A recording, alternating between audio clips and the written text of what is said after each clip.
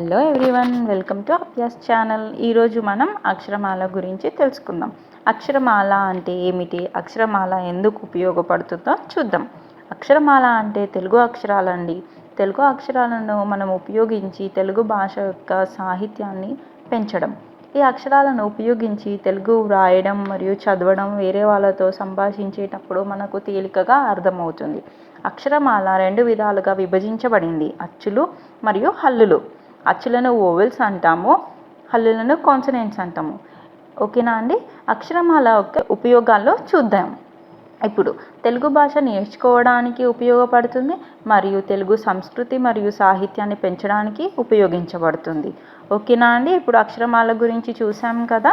ఇప్పుడు అక్షరమాల ఎలా రాయాలో చూద్దాం. మొదటిగా అచ్చులు: ఆ, ఆ, ఈ, ఈ, ఉ, ఊ,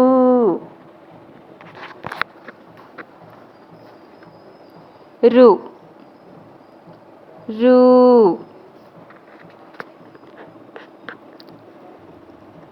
ఏ, ఏ, ఐ, ఓ, ఓ, ఔ, అహ. ఇప్పుడు హల్లులు: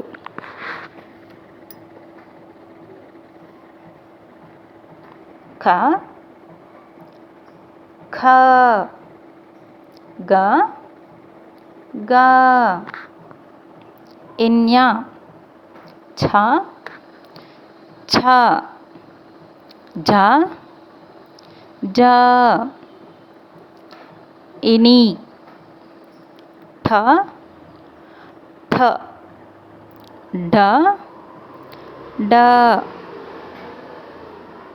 అన, థ,